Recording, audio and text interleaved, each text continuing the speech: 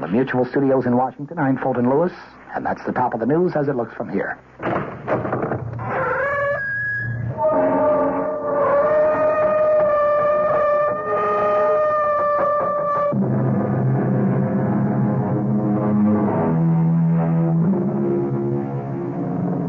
Come in. Welcome. I'm E.G. Marshall. Welcome to the sound of suspense. Welcome to the fear you can hear. But mostly, welcome to the world of terrifying imagination.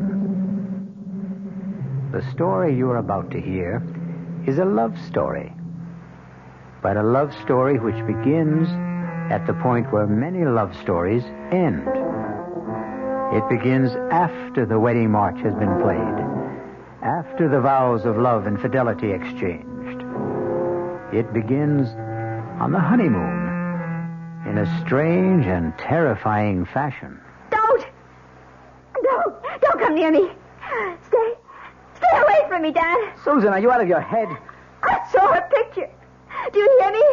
I found her picture on our honeymoon.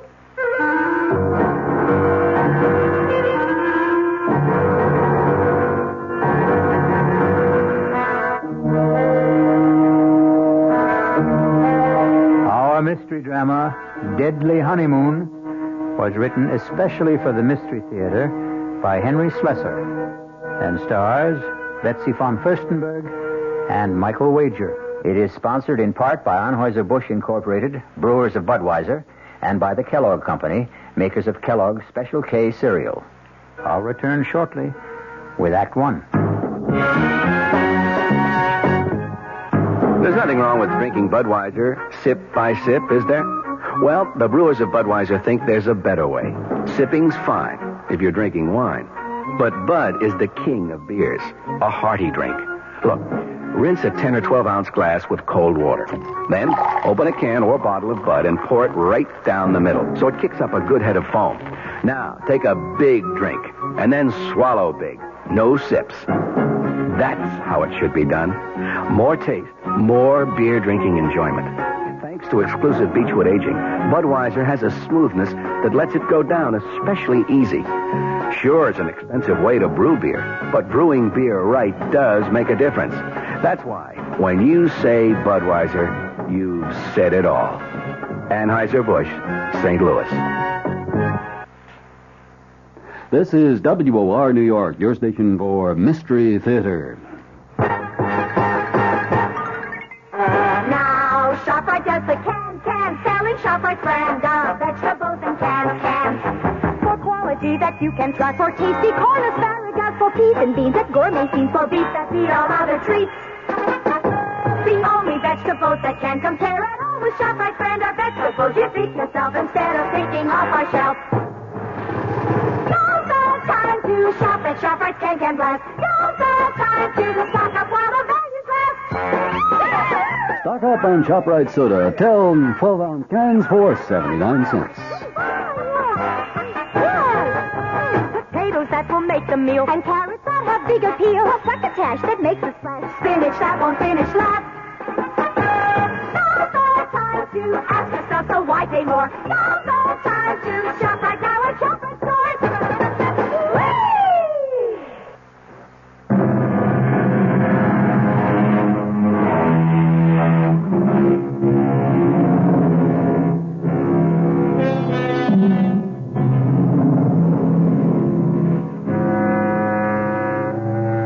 Our story begins 36,000 feet in the air on a flight which departed from New York's Kennedy Airport and in another hour will be touching down at O'Hare Airport in Chicago. There are almost 100 passengers on this flight, but an observant stewardess is giving special attention to that handsome couple in seats 18A and 18B. Perhaps it's because all honeymooners have a special radiance. Are you sure you wouldn't like some more coffee? Oh, no, thanks. Not for me. I wouldn't mind a cup. Here you are. Thanks. Just ring if you need anything else. You'd think we were the only people on this flight. As far as I'm concerned, we are. Oh, Dan, I feel absolutely drunk with happiness. Is that a funny word for the way I feel? No. It's a great word, Susan. I was flying hours before we got on the plane. Oh, what time did you say we land in Chicago? About 2:30. Is it far from the airport to the hotel? Oh, actually, it's only about a half an hour from O'Hare to downtown. About 16 miles. Still, I don't think we'll have time to make Evanston today, do you? Well, it might be better to go in the morning. You can call your aunt from the hotel. Dan, you sure you don't mind going to Evanston? I mean, I just couldn't possibly be a few miles away and not see Aunt Clara. Besides, I want to show off my new husband to somebody, and she's all the family I have. Was she your mother's sister? No, my father's. She came east when my parents were killed in that crash. Stayed with me for a month or so. That was about the most that either one of us could stand. She sounds like a holy terror. Oh, no, she's just crotchety, that's all. But she'll only be more crotchety if she learns that I passed through Chicago and didn't even stop by.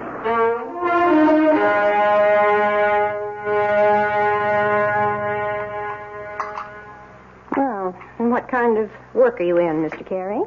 Well, right now, we like to say we're management consultants, Mrs. Rowland. But we also do quite a bit of executive recruitment. I don't understand a word of that.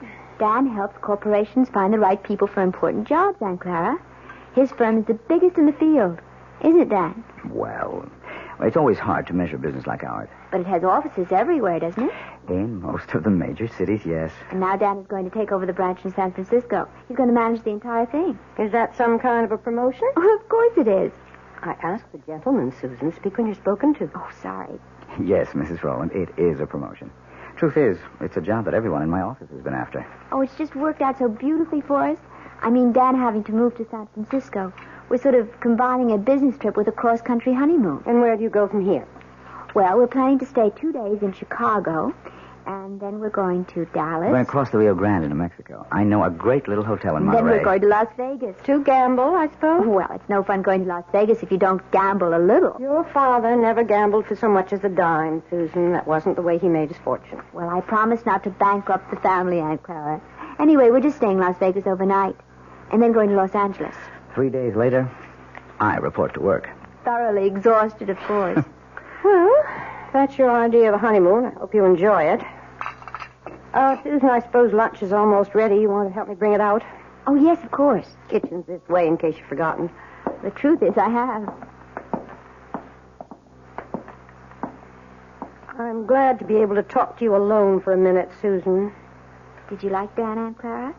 Isn't he good looking? Older than you, isn't he? What difference does that make? How long did you know him? Oh, we met at a party at the Williamsons. Do you remember my friend, Tracy Williamson? Didn't ask you where you met. I'm asking you when. Well, it was about 3 weeks ago. 3 weeks? Oh, for the love of heaven, Susan. Aunt Clara, the time you know somebody isn't always the most important thing. He's practically a stranger. How can you be sure of anything about a man you've known for 3 weeks? From the time we met, I saw Dan every single day. Susan, when a girl is all alone in the world, when she has independent means of Please, her own... Addie, don't start in about Dan being a fortune hunter. I don't have that much money, and it's all in trust anyway. And I assure you, Dan earns enough income to take care of us both very well. Well, I'm sorry, Susan. I know I don't have any control over what you do. You're too old for that. But I've seen something of the world, too, you know. And the most important lesson I've ever learned is never trust a stranger. Oh, Aunt Clara, that's ridiculous. Now, can we bring out the lunch?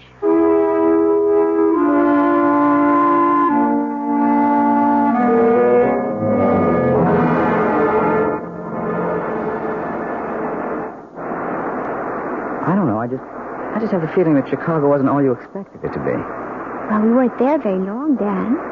And don't forget, we spent half the time with your business associates. Oh, honey, I am sorry about that. I suppose I never should have called Bill Kincaid to say we're in town. Should have known he'd insist on getting together. Oh, it wasn't that bad. I just didn't know what he was talking about half the time. All those office politics. Yes. Well, Bill loves to gossip. But you can see what I mean about the San Francisco job. Everybody in the company wanted it. They'll never get over resenting me for being picked. But I am sorry if you were bored. It's all right, Dan, really. After all, I inflicted Aunt Clara on you. She was okay. Well, I know you didn't find her very friendly. Well, why should she be?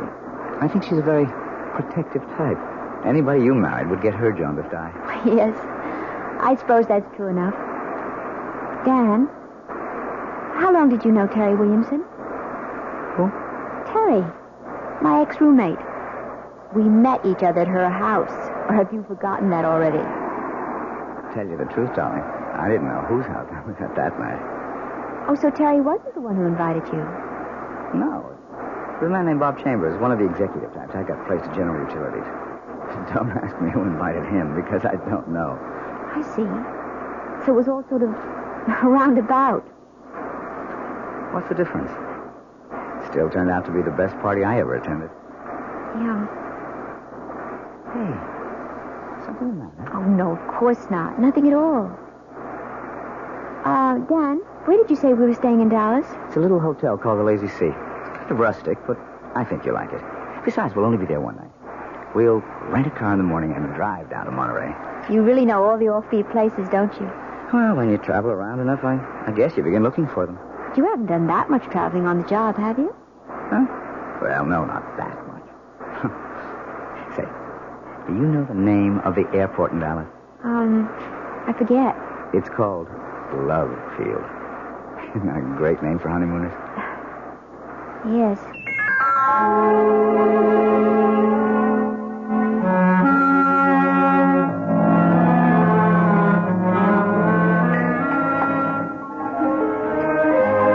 Hi, Susan. Oh, there you are. I was starting to worry. No, I had a little trouble with the phone lines back to New York, but I got through okay. Everything all right? Yeah, sure, everything's fine. Hey, you look a little strange, though. Oh, no, I'm all right. I had a drink while I was waiting for you. Say, you better watch that tequila. It sneaks up on you like a bandito. Actually, something sort of funny happened. What do you mean? Dan, when we were in Chicago in that restaurant, I forget the name of it. The place we went to with Bill? Yes, when you and your friend were talking about all the office politics back in New York, I saw this man looking at us. What man? Well, he was at the bar. I'm not even sure why I noticed him. He was wearing this plaid raincoat. I remember wondering if it had started to rain. I guess you were just bored with all our talk. Anyway, I saw him turn to look at us. Probably to look at you. Can't blame him for that. The funny thing is, as soon as you turned around, he got up very quickly and left. Susan, I don't remember seeing anyone in a plaid raincoat. And I'm afraid I don't see anything unusual about it. Well, I guess I didn't either. I probably wouldn't have given it another thought, but I think I saw that same man here again today. In Monterey? Oh, you're kidding. I can't swear it was him. I didn't get a good look at his face the first time. All I really noticed was the coat. And you saw the coat again? Is that it? Yes. He was carrying it over his arm. Oh, darling. You know the story about the airport truck? Airport truck? No. Well, this guy on a plane looks out the window and sees one of those little red airport trucks. You know, fueling the plane, bringing food aboard, something like that. Anyway, the plane takes off from New York and lands in Chicago. Another little red truck comes out to meet it. The guy next to him says, "Hey, we made good time, didn't we?" And he says, "Yeah, but that little red truck really made time." Well, I can see that I didn't marry a great audience. Oh, I'm sorry, Dan. It's just, it bothered me a little. Oh, forget it. And speaking of airports, next up, the City of Angels.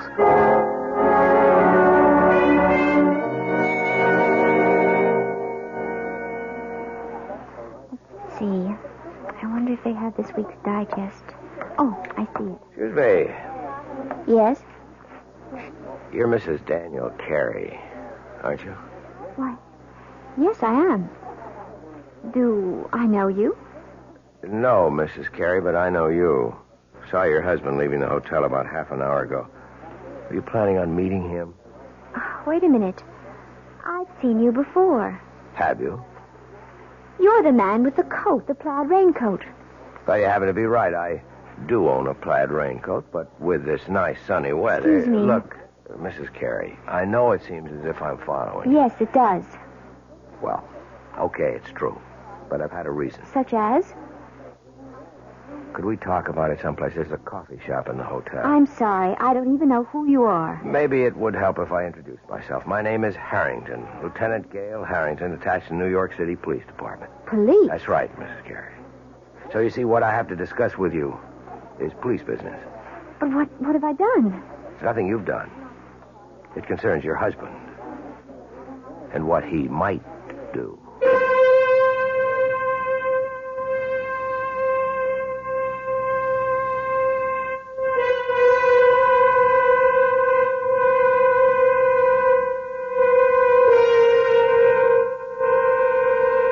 It looks like Dan and Susan Carey's honeymoon is in for a surprise. Or perhaps more than one. Maybe Susan will soon wonder if her Aunt Clara wasn't right about a number of things, including her cynical advice about trusting no strangers. We'll find out about the new stranger in Susan's life when I return shortly with Act Two. And now another tale of the ball and chain.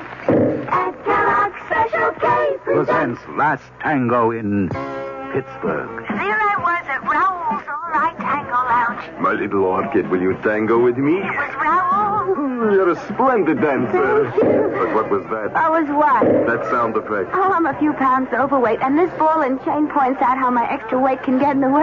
I'm pointing you back to your chair. Our heroine decided to lose that extra weight. She exercised and ate smart at every meal, starting with a Special K breakfast. A bowl of Special K, skim milk, tomato juice, and coffee. It's less than 240 calories, 99% fat-free, and 100% delicious. After a while, she was rid of the ball and chain and back at Raoul's. Darling, you're looking fantastic. What a happy ending. What ending? We're just getting started. Raoul, get lost. Your happy ending could begin with the Kellogg's Special K breakfast. And that's another tale of the ball and chain. This is WOR New York, your Mystery Theater station.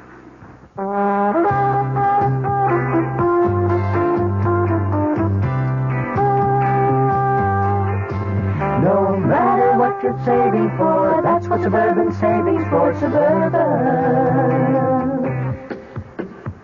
Suburban Savings offers you a regular savings account with flexibility. You can add any amount to your account whenever you wish. Withdraw whenever you want. Suburban Savings pays a 5.25% annual interest rate on regular savings paid quarterly, which earns an annual effective yield of 5.47%. Interest is compounded continuously from day of deposit to day of withdrawal, as long as $50 is maintained in the account to the end of the quarter. Come into Suburban Savings and open an account with flexibility. Our regular savings account in New Jersey at Bayonne, Edgewater, Elmwood Park, Emerson, Hackettstown, Morris Plains, Nutley, Paramus, and Sparta.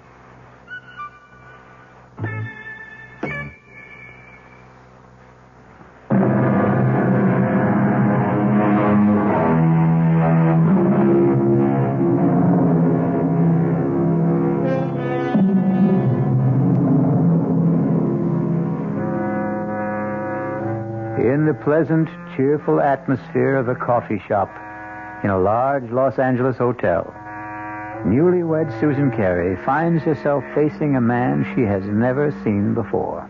A man whose solemn eyes look at her over a steaming cup of coffee and seem to warn her of nightmares to come. But so far, Lieutenant Gale Harrington of the New York Police Department is merely asking questions. How long have you been married now? Only about 10 days. Was it a long engagement? Did you know your husband for some time before? No, not very long. Well, could you be more specific? How long ago did you meet him? And where? Well, it's a month now. Just about that. A month. Then you really don't know much about him, do you? Oh, you and Aunt Clara. Beg pardon? Lieutenant, will you please tell me what this is about? Has my husband committed some crime? Is that what you're implying? Oh, I didn't say that, Mrs. Carey. But believe me, it would be helpful to both of us if you could just tell me a little bit about the circumstances. You know, I don't see why this has to be so one-sided. Now, please bear with me. All right. I met Dan at a party at a friend's house about a month ago. We talked a lot. We liked each other. We started dating. I saw him every single day. What business did he tell you he's in? You make it sound as if he lied to me. No, I didn't mean to do that. He's a management consultant. I know he is. He's just gotten a very important job in San Francisco, head of the entire office. We're going there tomorrow. So that was the purpose of the trip? Yes. But since you've been married 10 days, I gather it's a honeymoon as well. Well, naturally it is. Yes, naturally. Lieutenant. Miss Carey, do you know if your husband was ever married before? Married? No. Are you really certain? It's police business. Tell me that Dan's a bigamist or something? No, Mrs. Carey, certainly not that. Then what is it? I'm going to tell you, but you have to understand one thing. Now, I am not assigned to this case anymore. My interest is strictly unofficial. I may be completely mistaken, but you're the only one who can prove it one way or another. Prove what? About whether your husband ever called himself Don Crawford. And once, 4 years ago, David Chase. See? All the same initials, like Dan Carey. You are saying he's a criminal? Not just a criminal, Mrs. Carey. A wife killer. You're crazy. I hope so. Believe me, I do. Let me start at the beginning. If you still think I'm crazy by the time I'm finished, I'll be happy to buy you that coffee and go on my way. But if you think I'm not, if you have any doubts, then I want you to tell me so and let me help you. All right. Go on. I know you're wrong, but go on. I first heard of Don Crawford back in 1965 when I was attached to the homicide detail in the Los Angeles PD. Mrs. Crawford was the former Edith Burbank. She was the youngest daughter of a wealthy family in Baltimore. Only when I saw her, she was never going to enjoy her money anymore. She was dead. Her throat had been cut by one of those, quote, mysterious intruders, unquote, that the papers like to write about. Her husband, Don, was broken-hearted, naturally. They'd only been married 4 weeks. But her death also made him some money. Not a fortune, really. There was a mix-up about her will, and he ended up with nothing but a handsome payoff from the family. Mrs. Carey, you okay? I can't believe I'm sitting here listening to this. I won't be long, I promise. Anyway, I was assigned to the Crawford case, and I didn't exactly cover myself with glory. You mean you never found the mysterious intruder? That's right. So naturally, you decided that maybe there wasn't any. Let me go on, Mrs. Carey, okay? Yes, go on. Anyway, I ran into a similar case about 4 years ago. The murder of a young bride, fresh from her honeymoon. A broken-hearted groom named David Chase. I thought Chase and Crawford were one and the same man. But I couldn't convince the district attorney of the resemblance. But I am still convinced, Mrs. Carey. And you think Dan is the same person? Oh, he's changed again, of course. His hair is lighter than Chase's. He's thinner and paler. But there's something about the face I can't forget. And even if it's true, you still have no proof. Is that it? You couldn't solve your case, so you're holding on to your first solution. Wait, Mrs. Carey. Let me tell you why I was so sure that Crawford and Chase were the same man. It was because of the honeymoon. What? It's my theory that their honeymoons were identical. A compulsive honeymoon, you might say. That is ridiculous. Criminals are like that. Creatures of habit, most of them. Afraid to change a pattern, maybe for fear that their luck will change with it. What do you mean by it? I stumbled on the coincidence accidentally. But as far as I could trace it, Don Crawford and David Chase took their brides to the same places. They did the same things. And I knew that if I ever saw that pattern duplicated, I would have my killer. I hope I'm wrong, Mrs. Carey. But you are the only one who can tell me. And my first question is this. Was your first stop Chicago?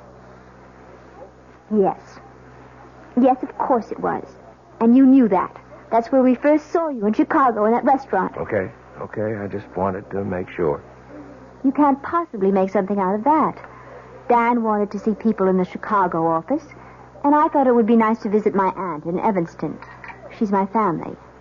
Was your next stop after Chicago in Texas? Yes. We went to Dallas. Dallas is a wonderful place to visit, Lieutenant. I don't see anything so peculiar about that. Both Chase and Crawford went to Dallas. They chose offbeat hotels. I guess they didn't care to be seen very much. Where did you stay in Dallas? It was a perfectly nice hotel. I don't think you could describe it as offbeat. All right. And then the next stop would be Monterey. You knew we were in Monterey because that's where I saw you the second time. By that time, Mrs. Carey, I'd made up my mind to follow you. Are you saying that these supposed wife killers you're talking about also went to Monterey? Yes, they did. And from Monterey to Las Vegas. Well, then you're wrong, Lieutenant. You're completely wrong. You mean you didn't go to Vegas? No. So there goes your famous theory, doesn't it?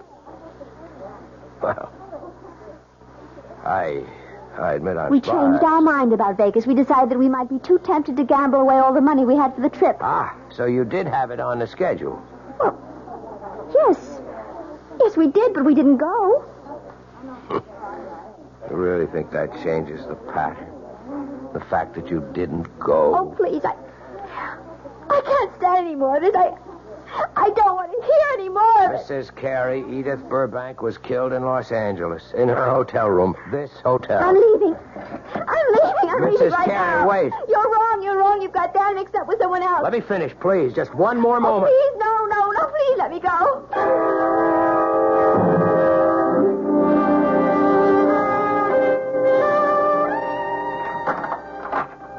Well, there you are. Oh. I didn't realize that you were back already. Yeah. I told you I wouldn't be gone more than half an hour. I thought you'd be in the room. I went downstairs to get a magazine. Didn't they have any?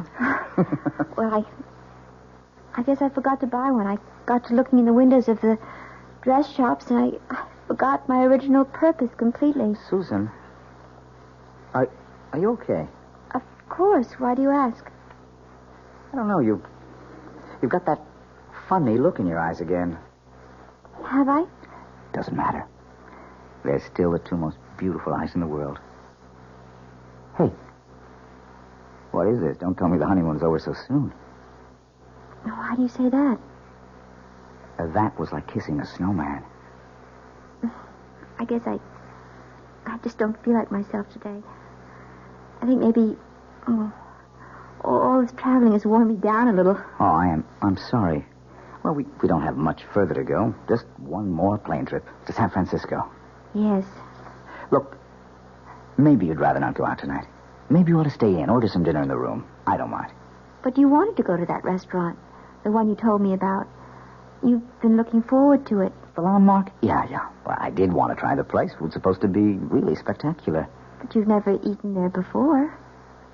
Well, no, how could I? I've never been in L.A. before. I was thinking today that, well, you seemed to know the city so well when we drove around. You didn't seem to have the slightest trouble. Streets are very well marked in this town. It's really a pleasure to drive here. Look, you know what I think? I think you ought to take a nap before dinner. Yes. I was thinking of lying down, but I don't think I can sleep. Okay, then. Just read your magazine. Wait a minute, you haven't got one. I'll take care of that. Where are you going? Going to get my bride something to read. How about a nice magazine about cooking? You know, I never did ask you if you can cook. Just get me a news magazine of some kind, all right? Uh-huh, the brainy type. I should have known. See you in 10 minutes. I'll take the key so you won't have to get up. Yes. All right. Oh, dear God. It can't be true. There just can't be any truth to what that man said. He's made a mistake. Terrible mistake. Down his luggage. His initials, D.C. Oh, but anyone could have those initials. Anyone. I wonder if... It's open. Oh, for heaven's sake, what am I doing? Searching my husband's luggage like some kind of hotel thief. No, I won't do it. I won't. I'm not going to believe any of it. I won't. Who's that? Hello? Mrs. Carey, it's Gail Harrington. Leave me alone. Stop bothering me. You shouldn't have run off like that, Mrs. Carey.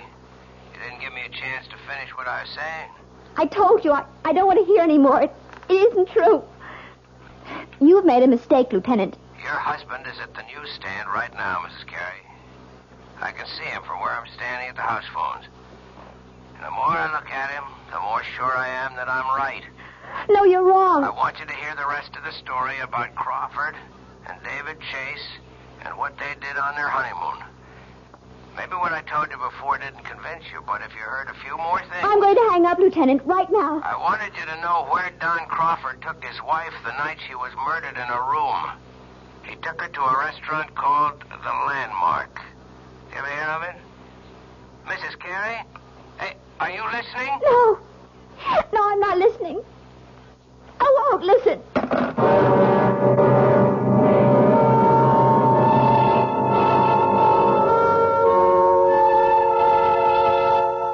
And so Susan Carey seems to have a date at the Landmark restaurant in Los Angeles with her loving husband, Dan.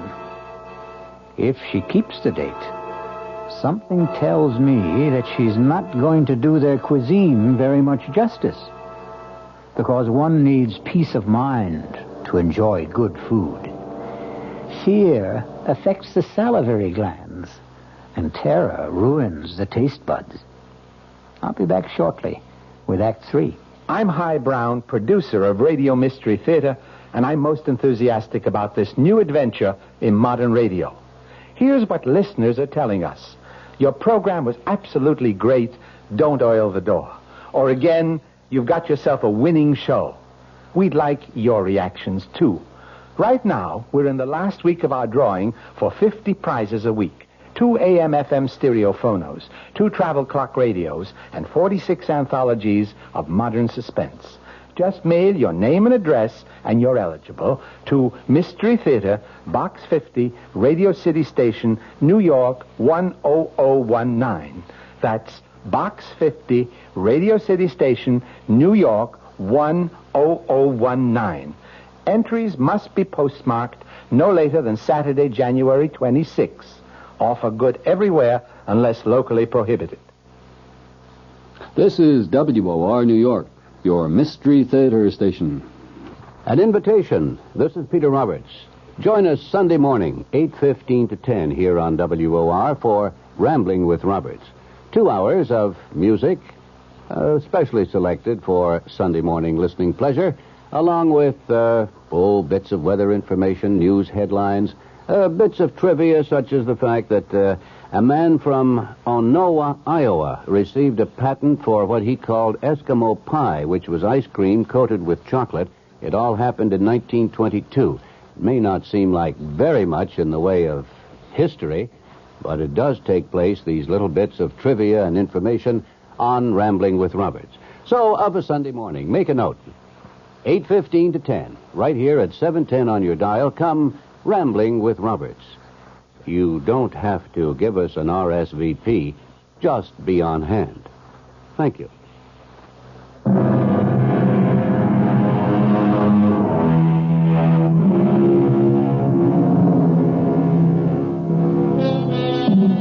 Well, what have we here? A quiet meal for two at the Landmark restaurant? No. We seem to be in a hotel room. The same room in which we last saw our honeymooning couple, Susan and Dan Carey. Obviously, there's been a change of plan. Room service has provided the meal for the two lovers this evening. Can it be that Susan Carey has decided that if there is a pattern, it must be broken? Have some more wine, honey? No. I really don't think I want any. Hey, come on. You know what this bottle cost? You shouldn't have been so extravagant. Uh-oh. That sounds more like a wife than a bride.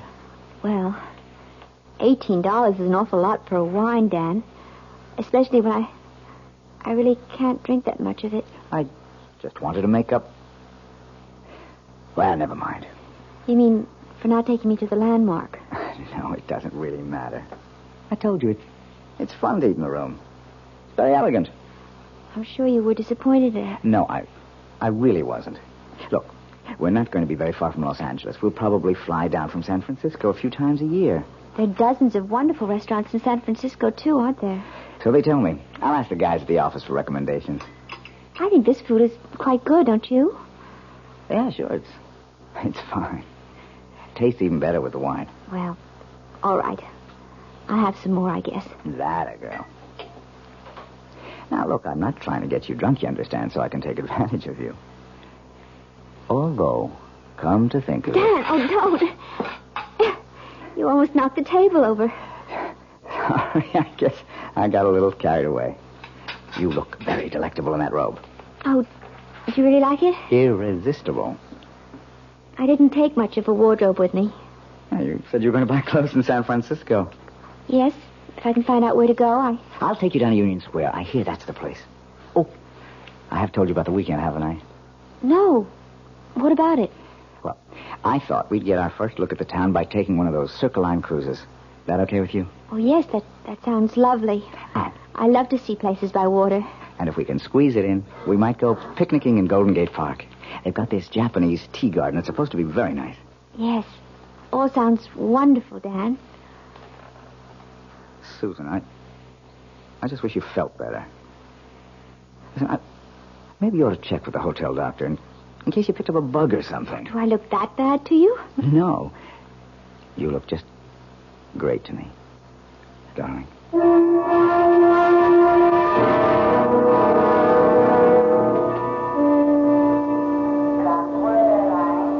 Yeah, I think that'd be a good idea, honey. Reserve the car ahead of time.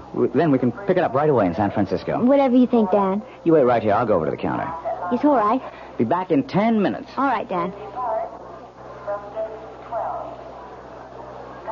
Mrs. Carey. Oh, no. Not you again. I didn't mean to startle you. Go away. Please go away. I don't want to see you anymore or hear anything you have to say. Now, I know that I seem to be persecuting you or something. As you can see, Lieutenant, I am in perfectly good health. I was not murdered in my sleep in that hotel room. Look, Mrs. Carey, I've only got a few minutes before your husband gets back. I just wanted to finish my story about this other guy, this David Chase. I don't care if you are a policeman. I'll call someone and have you arrested for bothering me. David Chase's wife didn't get killed in Los Angeles. She died in San Francisco. Where? In a hotel room? No, not there. But they stayed at the San Remo. Is that where you're staying? Yes, but millions of people do. No, there wasn't any mysterious intruder this time. In fact, Mrs. Chase's death was listed officially as an accident. She had a little too much to drink at dinner, and her feet got tangled up on top of a very steep hill. The fall broke her neck. It was her very first day in San Francisco. She and her husband had quite a day, too. They took one of those boat cruises to see the city. Then they went to Golden Gate Park, to the Japanese tea garden. Miss Carey, are you okay? No. No, I'm not okay. How could I be? That night they went to a restaurant called the Vendome. That's where the lady drank too much, at least according to her husband. Oh, dear God. Listen, Mrs. Carey, I can't follow you anymore. I've got a job to get back to. I want you to take this. Gun. Quiet. Don't draw anyone's attention to us. Just take it. If I'm wrong and you don't need it, fine. Just throw it away. No. I don't want I cannot have you on my conscience, don't you understand? All right. Yes, all right. I'll take it. I still say you're wrong. I hope so. But I don't think I am.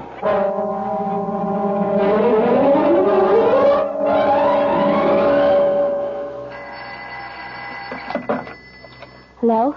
Mrs. Carey? Yes? This is the message desk. Your husband left a message here for you at 4 o'clock.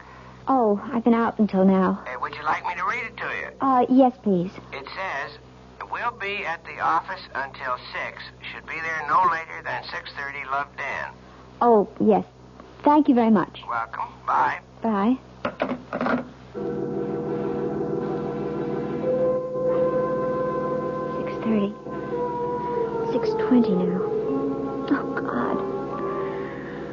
do I keep staring at his luggage?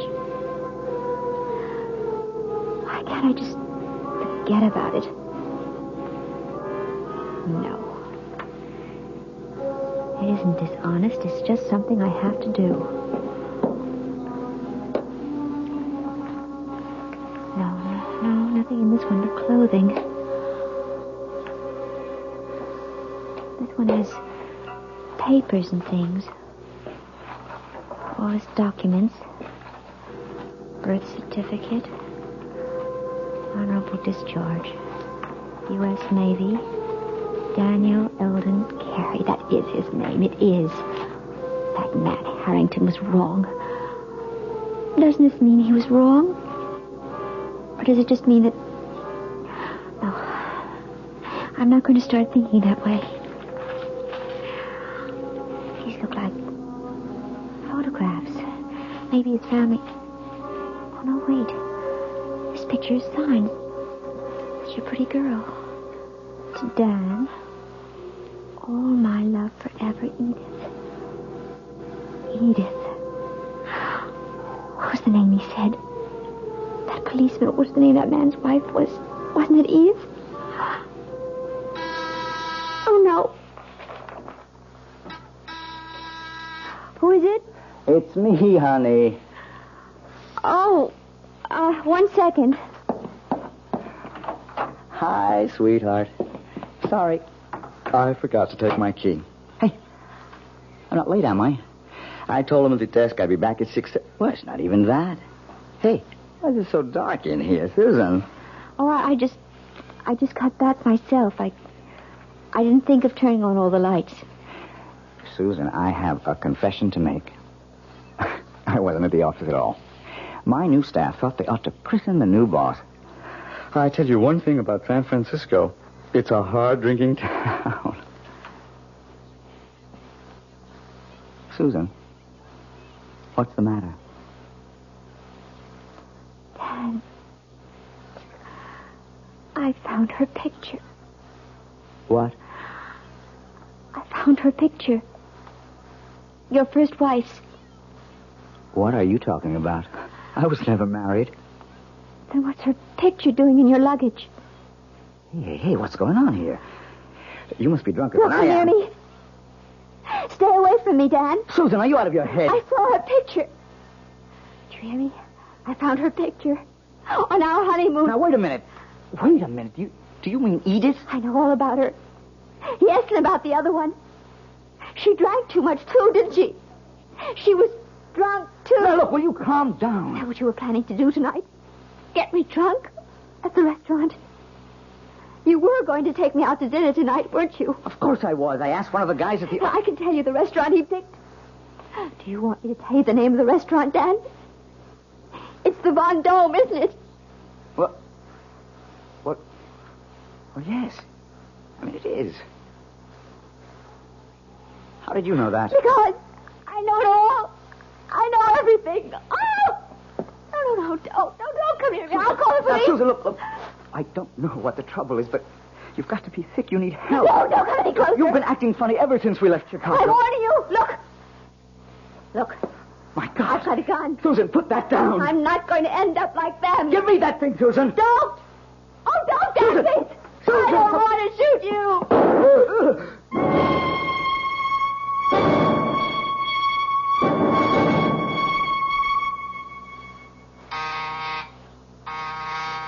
1 second.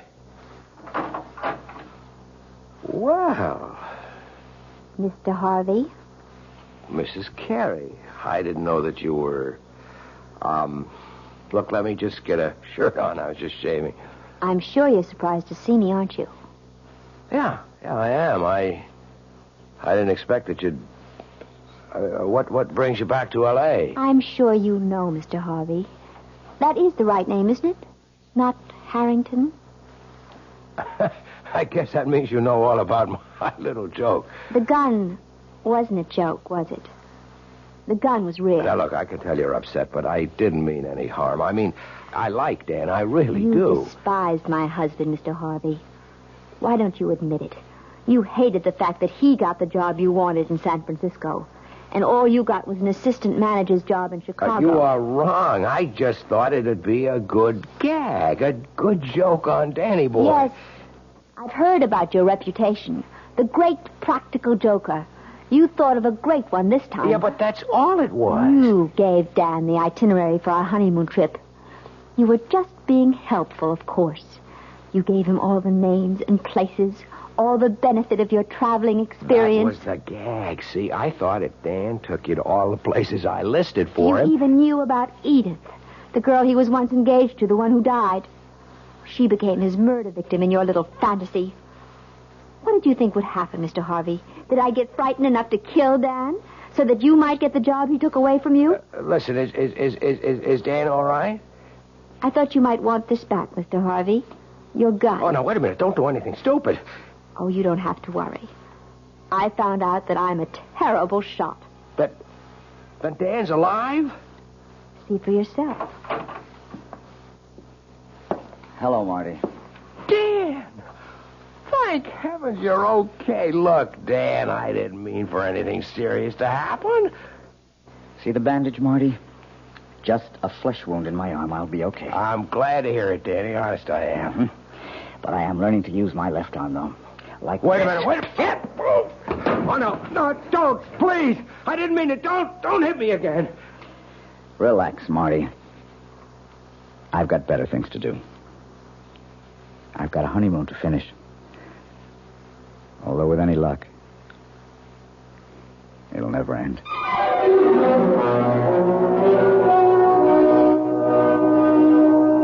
So you see, even murder stories can have a happy ending. Martin Harvey may have spoiled Susan and Dan's honeymoon, but that doesn't mean he managed to spoil their marriage. No. If that's going to happen, Susan and Dan will take care of that all by themselves. I'll be back shortly. Hello, this is Joe Franklin. Ladies and gentlemen and boys and girls, for the very latest in nostalgia, for the ultimate in remembering, please join with me on Saturday nights from 9:05 to 11 o'clock, where memories are truly happening right here over WOR Radio. It is my privilege to present radio's original Memory Lane program, but positively the original. And whether it's Al Jolson or Benny Goodman or Louis Armstrong or Eddie Cantor or Harry James or the Dorseys, Mario Lanza, Gene Krupa, the young Frank Sinatra, George M. Cohan, Bing Crosby, Bogart, Lombard, Cagney, and all those happy times of radio's comedy and drama and soap opera. We have it fascinatingly, and all the sounds are reproduced crystal clear Saturday nights from 9:05 till 11 over WOR Radio. Yours truly, Joe Franklin, hosting Memory Lane. Tune in. WOR New York, your station for Mystery Theater. This is Sherry Henry. All New York knows it lost its governor recently when Rockefeller resigned. And we all know he's concerned now with his new commission on critical choices for America. But not many of us really understand what that commission is all about. Well, we'll all know more tomorrow afternoon when Henry Diamond, the executive director of that commission, divulges goals and directions. It's on the Sherry Henry program at 2:15 on WOR Radio.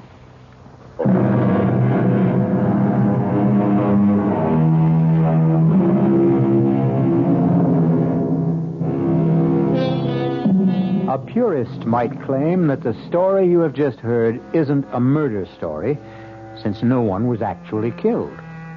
The murders which took place were all in the imagination of Martin Harvey, who passed them on to the mind of Susan Carey.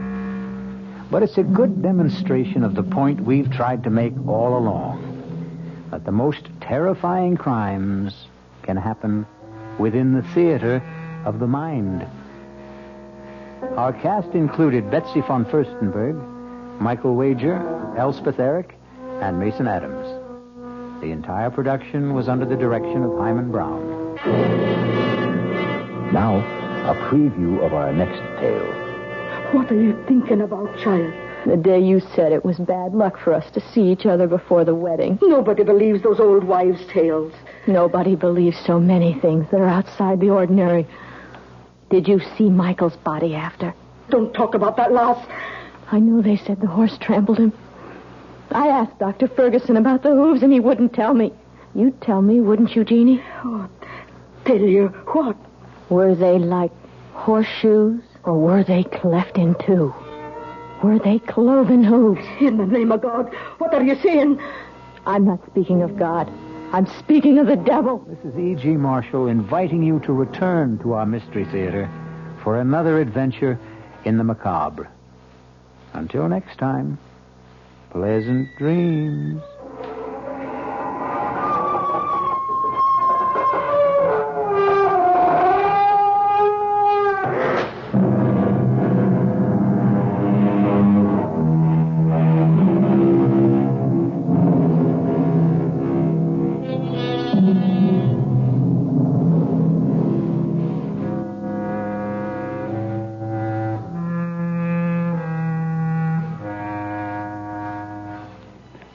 The WOR Mystery Theater was brought to you by ShopRite Supermarkets, where you get a lot more for a little less, and by Suburban Savings, with offices throughout North Jersey.